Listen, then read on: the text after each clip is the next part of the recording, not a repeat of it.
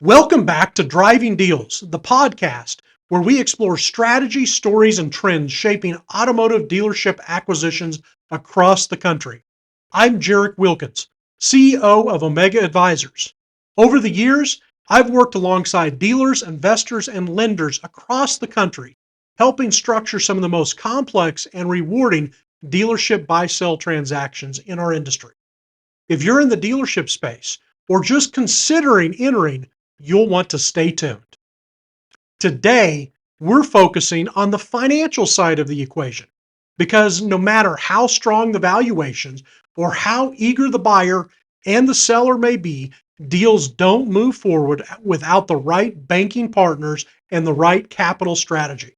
That's why I'm thrilled to be joined by James Barnett, Regional Credit Officer at Pinnacle Financial Partners. Welcome, James.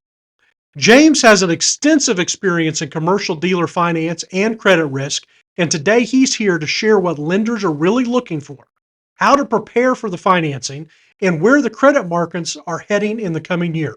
So we look forward to a very engaging time and talking through some of the financial aspects of these deals. So before we dive into the questions, let's zoom out and take a quick look at current market trends.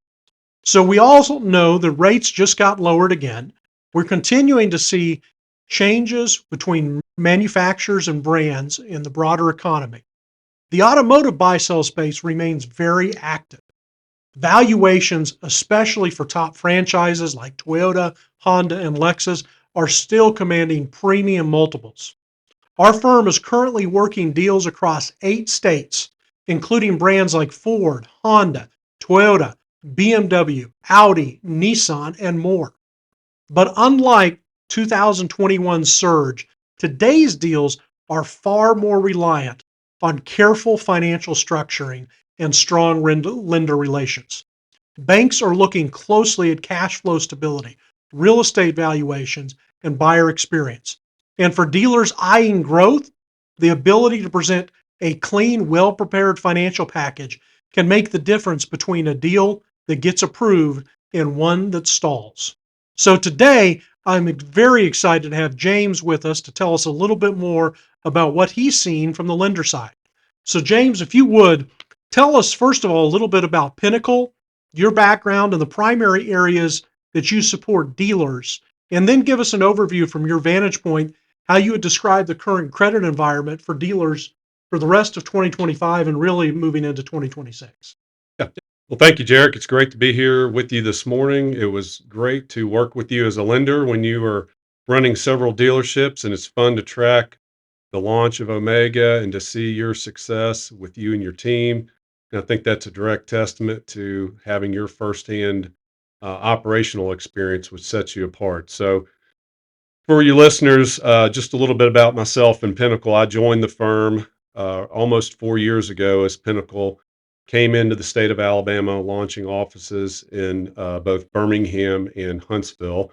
Our bank is headquartered in Nashville, Tennessee, was founded in the year 2000 by just 39 employees. So here we are celebrating our 25th anniversary milestone this past Monday. Over 55 billion in assets now, close to 4,000 employees. A little bit of the secret sauce about what makes Pinnacle different is it starts with our employees, our associates. Every single one is a shareholder. We think that ownership makes difference, and you could see that as an example in the auto space. There's a different buying experience buying from a privately held dealership than one under the corporate umbrella. And then that employee and associate, we also pride ourselves on having a phenomenal work environment. Our bank is rated consistently. We have the number one best place to work of all banks in the country, Wow. and we're among the top 15 companies in the entire country to work for. So that gets our associates excited and engaged, and then that translates to a great client experience. And then I'm pleased to announce as of a month ago that we were ranked the number one net promoter score of all banks in the entire country. And so that then translates into real results from a shareholder return. And at least from the period that we've been open, so the last 25 years, We are either the highest or tied for the second highest shareholder return among all financial institutions. And so we think the formula works. It's a great place to work, great translation into a client experience, and that delivers outsized shareholder return. Our listeners may be aware, we also announced here in late July a merger with Synovus Bank that has a material presence across the Southeast. And despite that presence, there's very limited overlap, minus here in our home state of Alabama and in Atlanta. And so we're excited about that. Our leadership will remain as chairman and vice chairman, and our ongoing president and CFO will be the Synovus president and CFO going forward.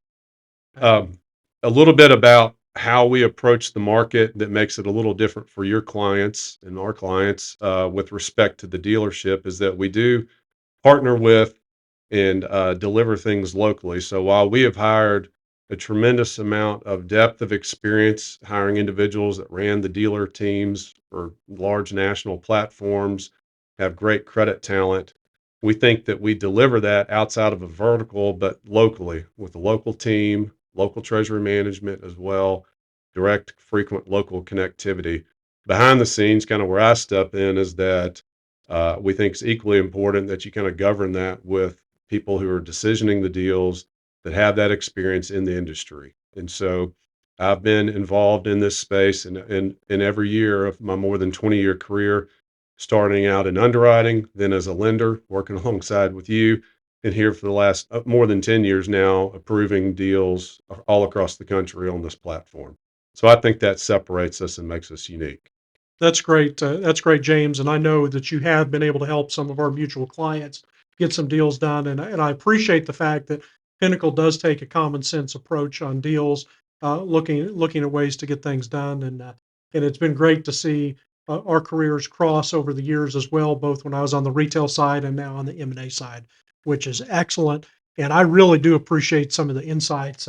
So you think this the Synovus Pinnacle merger is really going to help expand your guys' ability to further work with clients even more so? Absolutely. So both firms are of similar size today. We're again mentioned we're right around 55 billion and change, and they're over 60 billion. So on a combined basis, that puts us at a considerably larger asset size, which allows us to have larger hold limits. And in this sector, in particular, dealers, you can consume capital quickly, so it allows us to write larger tickets and help facilitate more growth in the space. Excellent, excellent. So, James, dealership valuations have remained strong, but interest rates and credit conditions are shifting. From your vantage point, how are these current trends impacting the pace of buy sell activity, specifically in automotive dealerships today? Yeah, that's another great question. And I would say that the just general credit environment can be marked or characterized by one word and uncertainty. So if you look back, it's hard to believe we're 5.5 years plus removed from the height of the COVID pandemic shutdown. And so obviously that prompted a rash of stimulus funds. We had chip shortages, which translated to vehicle supply shortages. But ultimately, it prompted this generational wave of profitability for about 2 years for our dealer network. Then you fast forward, we had hyperinflation take off. We had interest rates spike to counter the hyperinflation. And so that's the inflation has since waned. Inventory levels have replenished, although that varies widely depending on the manufacturer and the days on hand.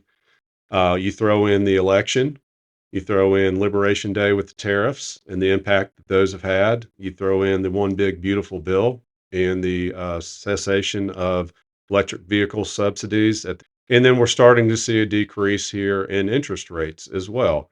So that all in all would be again characterized with uncertainty. It's one thing I have said about this sector and our dealer principals in general is that they're always in the crosshairs of something, and they're one of the most resilient and adaptive industries and borrowers that I work with. And so it's not a time to be operating out of fear, but just to remain prudent. Despite everything I just mentioned, I've always kind of taken the approach of it's important to recognize different things affect different segments of this sector, meaning you have to look at things from the manufacturer level, the dealer level, and then what hits the consumer. And those do overlap, but they don't always hit with the same magnitude at the same time with the same intensity. And so on our dealer at the dealership level, what we're seeing year to date is continued remarkable buy sell activity. We've seen on a TTM basis and year over year through June of this year. And that's in spite of what had been higher interest rates and everything we've mentioned. The actual performance levels of our clients and what we're reading now in the industry continues to remain strong with higher earnings, continued strong new vehicle sales, new vehicle margins, rebounding used vehicle prices, and expanded fixed ops. Well, there's no question that that you're seeing the same things that we are, and there's not a lot of better business models out there than the franchised automobile dealership. The profits are continue to be strong, and that's one of the reasons that we see the desire for growth in this industry. So it's great to see that the lending side is also seeing some of those same segments. So let's talk now about how a dealership can prepare for financing on the upcoming deals. So when a dealer is preparing to acquire another store, what are some of the top things they can do ahead of time to make the financing process smoother and be more attractive to a bank like yourself? Yeah, another great question. I would start with it always helps us to understand the rationale for the transaction. So, the first part of that would be help us understand why the target dealership is selling. I mean, that could be as simple as there's a lack of succession plan from the seller. It's a little easier to understand if it's underperforming, or just hey, there's just a basic hey, I'm just desiring to exit. So it helps us to know why is somebody selling. And then from the acquiring side, how does this targeted store fit within the current organization for our borrower? So, be it geographic, how does that interlay with the geographic fit? How does the franchise fit into the overall franchise mix? What efficiencies do you expect to obtain by integrating this target store within your organization? And how's the target going to be managed? Then fast forward, I would also try to make sure you hit what I would call the key financial metrics. So part of that starts with historic earnings on the target and then a clear picture of adjustments that you intend to be made. So some of those are very clear to articulate in terms of cost cuts and efficiencies. But then the old famous synergies, that's where the devil's in the details and just kind of how do you expect to achieve those? Layer all that in. You're having to push this out in front of the manufacturer for approval. Put that onto kind of a pro forma projection for the store for us. Also, it's very important to understand the store's physical condition. So something we can't ignore, nor can your clients, is to just understand: are we facing an immediate or very near term facility improvement to comply with facility image requirements? And then probably the last key financial metric would be to hit on the sources and uses of capital and equity going into the deal and where those are coming from. Because so many times we'll get a sources and uses, and I don't know if that dealer principal intends to withdraw funds from his current store. We need to know that. If it's coming out of his personal checkbook, or if he's intending to borrow against, extended warranty contracts and future sales. So we need to know those things. And then the last kind of main item that I think is important to understand is just taking all those sources and uses into consideration, all these earnings that you're forecasting at that kind of requested leverage point. Can this targeted dealership that's being acquired support the requested debt burden on its own, or are we going to have to lean into and look for support externally from some of the existing dealership platforms? So it sounds like a lot of the same common sense stuff that's been part of lending for decades still comes into play. Do you have a plan to pay back the debt? Is a big part of it. And tell me a little bit about how you look at historical versus performa, because we're seeing, especially in underperforming stores, that performa valuations come into play more. And as Warren Buffett says, performas often tell you more about the person than they do the business, right? Amen. Amen. Well, again, now that we're 5.5 years removed from COVID and some of that generational profitability on the back half of 20, kind of going into the middle of 22, enough time has lapsed to see a more normalized earnings, both from a vehicle supply profitability. Years ago, we'd say, well, show us your pre-pandemic performance just to get a baseline. Sure. Again, that does part of your question does touch base on why is the target selling. So, it's easy to quantify, or easier on an underperforming store if you realize, hey, there's been a death by the dealer principal.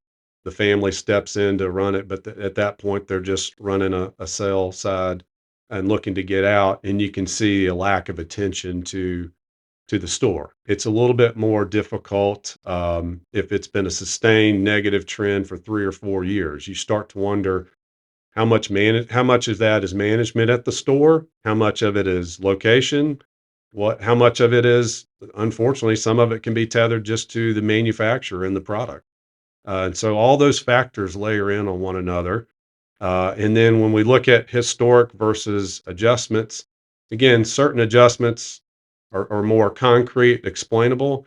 But if you say, hey, I'm going to take a store and double the unit sales volume, double the unit profitability, and I'm going to have on the back end of the F&I equation, triple the profitability. At some point, we have to say, hey, here's historic, here's your pro forma, and we're going to give credit to things that are very concrete, and then we're going to have to underwrite to kind of that hard number, and then probably look to some external support until you can prove out the sustainability of your projections.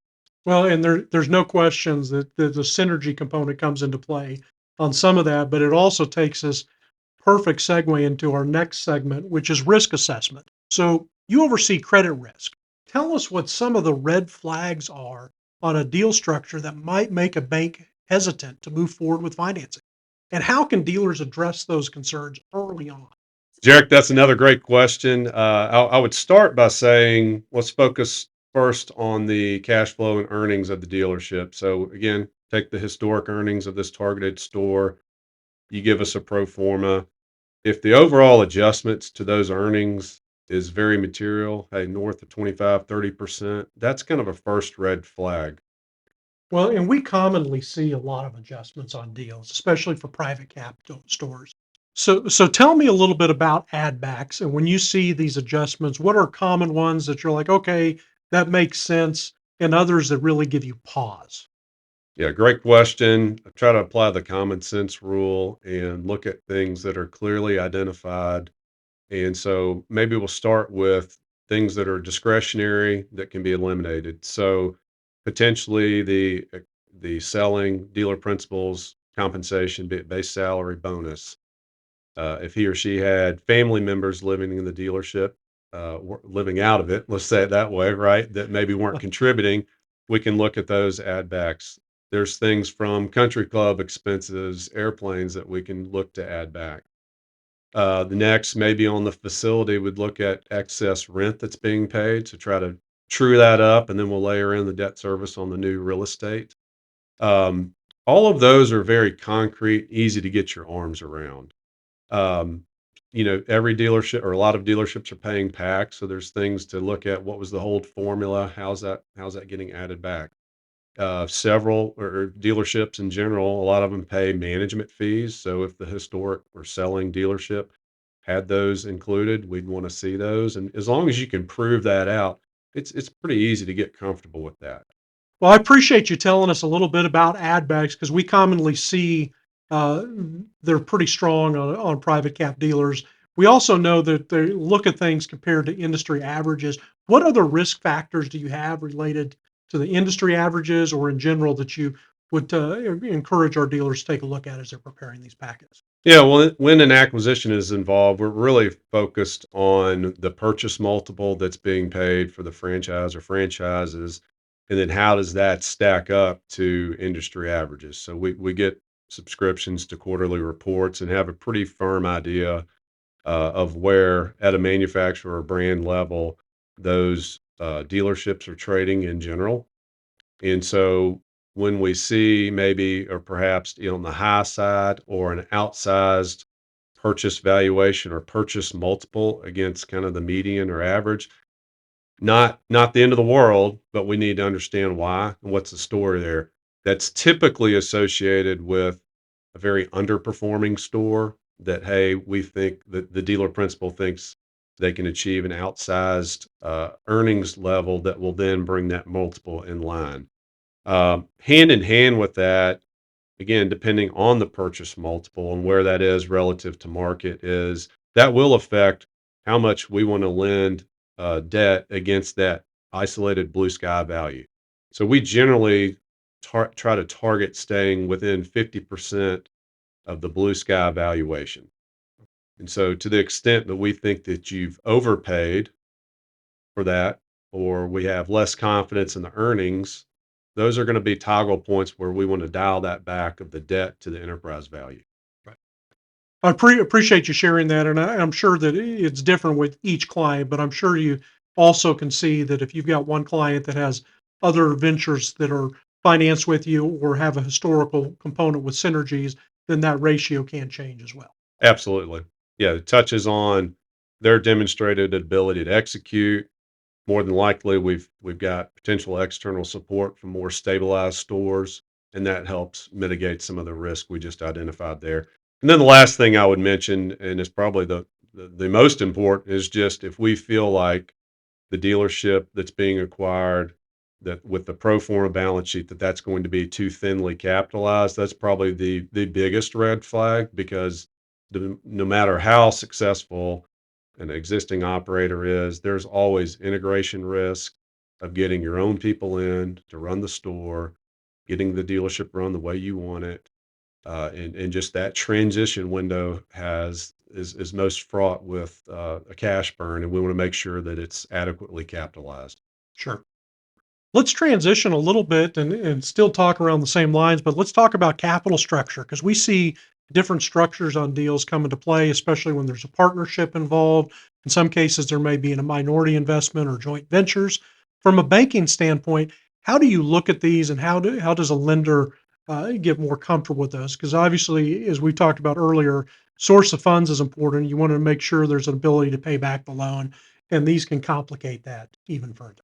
Sure thing. Well, in either of the structures or scenarios you mentioned, be it JV or minority interest, as a lender, either way, we're really focused on ownership, the capital contributed, but with respect to these two, voting rights and control, and then what I would call redemption or buyout provisions become all the more important, along with just general experience among the parties. And so, um, joint venture formations are, I would say, less common, but not uncommon. But those typically, even outside the dealer space, get established on larger projects. Perhaps a large foreign party comes to the United States and wants to partner with some well-established company to leverage on their brand, reputation, delivery channels, etc. So, not to say we've never seen it; it's just less frequent. But when that structure does come up, usually it's because there is a desire or a need to limit recourse back to the contributing parties. Now, that can mean because one acquiring member is not going to have majority control, and they say, hey, I'm not going to leverage or tie up my existing operations if I'm not going to have full exclusive control and ownership. It could be that their existing lender group won't allow that, or a host of other reasons. So, what that does then hone in on is, for the target that's being acquired, it just puts all the more focus on that it's properly capitalized with an abundance of capital, and that all these other discussions we've had on earnings and adjustments that in leverage, that just is a much more of a standalone operation without reliance on external support. We're that more focused when it's a JV, and perhaps there's limited recourse back. On the minority interest side, I've seen that kind of two main scenarios. First, I've seen dealership uh, deals structured to satisfy manufacturer approvals when there's a true minority, be it gender, race, that's awarded a franchise but may not have the necessary capital to get the deal across the line. So they partner with somebody, right? So then that operating agreement becomes all the more critical. And then what we're really focused on is the majority owner and their experience to execute the dealer principal, but also how is that partnership arranged such that if further capital is contributed, how does that impact ownership, voting rights? And if one party wants to get out, we want to make sure we're fully on board with redemption rights so that we don't just step into a legal mess if things don't go as clearly as intended out of the gate. Yeah, no doubt that it's better to handle those things up front because otherwise they can turn into a problem down the road. Absolutely. Well, good deal. Well, I appreciate you addressing some of these issues, and let's talk about one of the more common ones now, and that's related to working capital. And we know that banks and lenders often emphasize working capital, which provides greater security for everyone involved. So, for a dealer going into an acquisition, how much liquidity or a cushion should they realistically plan to show on their balance sheet? What do you guys normally like to see? Yeah. So we use a definition we call trust equity. Some other shops will call liquidity or liquidity plus used vehicle equity. So that's essentially a measure of cash, marketable securities, vehicle receivables, contracts in transit, vehicle inventory, less the floor plan outstanding for that. So that gives us kind of a number there. We do look at what is truly cash there versus equity in your inventory, which is nice to have, but it doesn't Sure. actually pay the bills when they're due. And then we're also taking as a measure, we looked at the fixed overhead. So that's going to layer in debt service requirements, rent requirements on the facility. And so when we calculate all that together, we're kind of looking at a trust equity position of 20% as kind of a bare minimum as a working capital requirement. And that's usually slightly higher than maybe what the manufacturer's stated minimum net working capital requirement is on the dealership balance sheets, but that's a little valuation of how we get there. I gotcha. And if you've got a dealer that's utilizing, say, funds from an advance on service contracts versus true cash, you guys weight that differently? Well, it definitely will come cash into the company on the front end. We're more interested on the stipulations that have to be hit and for that to be either forgiven or repaid so that we want to make sure if that's an obligation that's behaving like debt, that we pick that up in the overall debt profile that needs to be serviced Sure. and or what number of vehicles sold minimums have to be achieved for, you know, financial obligations to be forgiven perhaps. So that's something we try to focus on. Well, we talked a lot about the changes from being pre-COVID to the big beautiful bill, to interest rates, and all of this. So let's bring this together and tell us what you're seeing as far as any shifts in how banks are underwriting dealership transactions, whether it's changes in loan to value, debt service coverage expectations, or other terms as compared to even just a few years ago. Still say it's a great question. It's still a lot of the same ratios. It does depend on the manufacturer because certain manufacturers are just not performing as well today, which has a bearing on the dealership valuations. And then it goes back to things we've discussed here earlier about the sustainability of earnings and how much of that is pro forma versus concrete. So all of those things coupled with just the overlooming potential impact of tariffs, which has been largely absorbed at the manufacturer level here to now, that all affects to a degree how much we're willing to lend debt to enterprise value on that blue sky valuation. When it comes to debt service coverage, we're just going to look for a little higher coverage threshold and absorption there so that we have downside protection and we're not staring across the barrel, 3 months after an acquisition because we just underwrote it with zero margin. Good. Well, I appreciate that, and I'm sure there's still variance between the brands. Obviously, you guys probably feel a lot more comfortable with a Lexus dealership than a Chrysler dealership, for Yeah, I think that's a fair assessment to say. well, good deal. Well, from experience, how important is it that long-term relationships with the bank versus just the numbers on paper when it comes to getting a deal approved? So for example, can a strong relationship really tip the scales in a competitive environment? Yeah, well, first of all, I'd say Pinnacle itself has a long-standing reputation of hiring experienced bankers and having them recruit their portfolios over. So, again, I mentioned we have hired a very tenured group of lenders and managers in this space, and so we've got long-standing relationships with dealer, principals throughout the country. So that's allowed us to onboard and bank clients, long-standing relationships, and kind of maintain and achieve a sound credit loss ratio because we just have client selection. It starts there.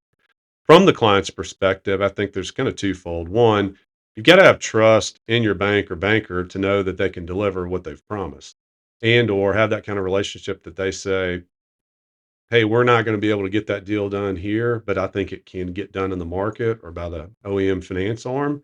That's huge. If somebody just strings you along and can't tell you, they tell you what you want to hear, but instead of what you need to hear or what can get done, that's a huge component of it.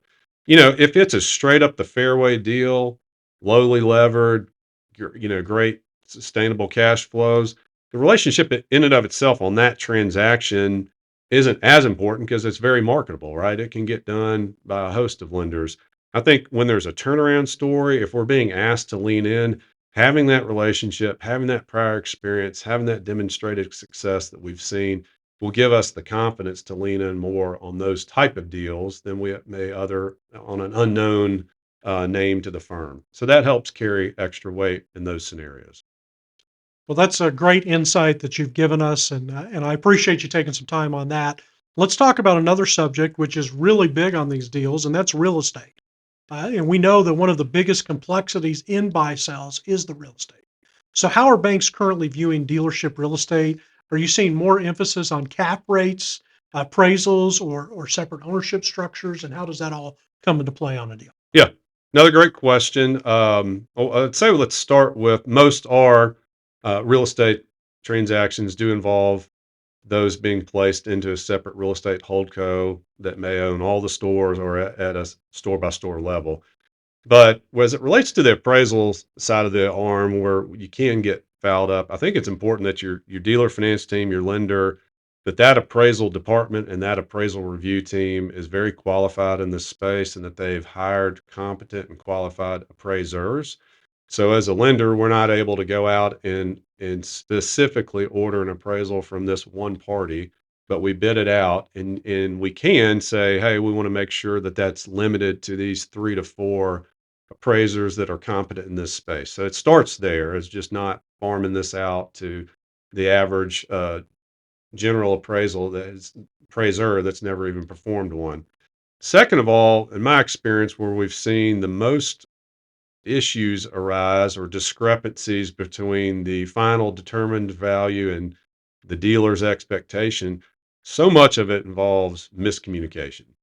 And what I mean by that is perhaps the dealer principal made some material improvements to the property 18, 24 months ago. Then he's not there on the day of the appraiser. The information doesn't get conveyed on the cost that was spent to make these improvements.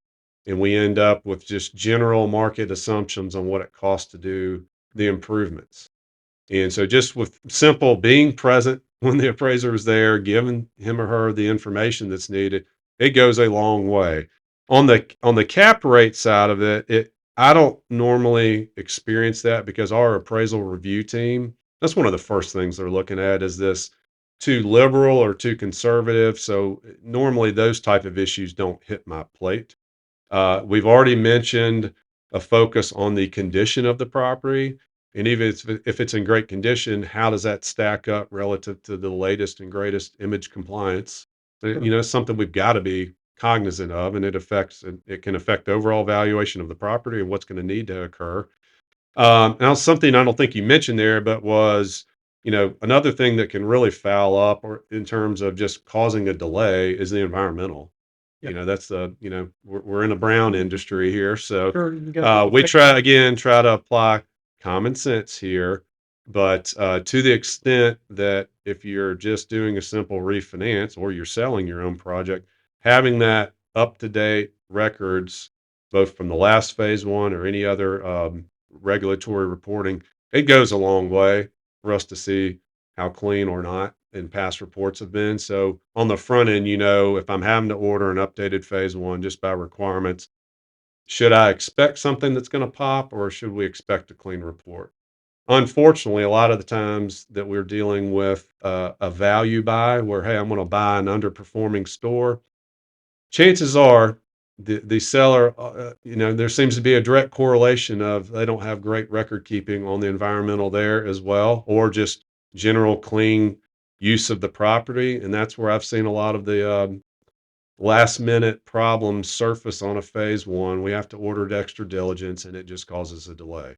So good, clean record keeping, having competent appraisers on the front end, knowing if you're going to have to make improvements on the property are all things that we're looking at as it relates to the real estate. Excellent, excellent. And I assume that 80% loan to value is still pretty standard Yeah, out there. 80, 85. I mean, we'll toggle up to 85 to put more of the acquisition on the secured real estate, even though it is special purpose, and to try to limit and lessen the degree that we're focused on the brand purchase multiple. Excellent, excellent. Well, good deal. Well, as we continue to look ahead, let's talk about what you're seeing in the next 12 to 24 months. And I know your crystal ball is probably still in Yeah. the shop, but that's okay. But what advice would you give to dealerships who want to position themselves to grow through acquisition in the coming year, especially in terms of credit preparedness and a strategy as they're making plans for the future? Yeah. Oh, I would start with making sure you have kind of an up-to-date dealer finance software platform just to deliver timely and accurate financials. So that's probably step one. The next, I would say, engage a highly competent CPA that focuses on the dealership automotive space just to upgrade your financial reporting. And it's really all the more important if you're going to leverage multiple existing rooftops to help continue your growth trajectory. That becomes all the more important when we start writing 70, 80, 90, $100 million tickets. Yeah. That's critical to have. And as you're staring down a great opportunity is not the time to start getting your financial accounting in order. Obviously, you could deleverage or accumulate capital to be prepared to put it in for the next target. You mean banks like you to have money in Yeah, the bank? who knew? Who knew? Right, right. But also, I think having a strategic plan and being focused on the targets. Again, we went back to like, how does this fit into your organization? What's the why? Why does this make sense to achieve that? That's helpful so that somebody in Alabama isn't necessarily buying a store in Michigan without a really good story, and that there's a good geographic fit.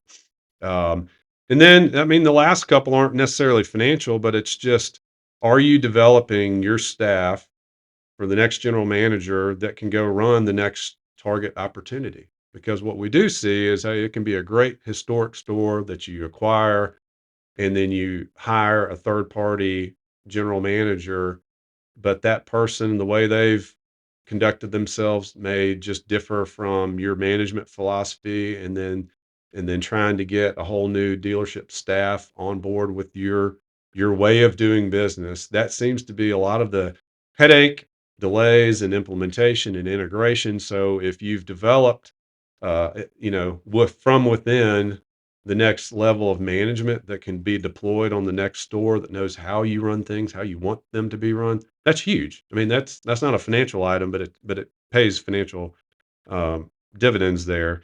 And then training your finance department. I mean, we've also seen scenarios where CFO controller is highly competent to run one or two stores, but may not have the skill set to run five, six, and run an integrated platform. And so, taking time to upgrade or train and develop your existing bench is critical so that you're in a good position when that next opportunity arises.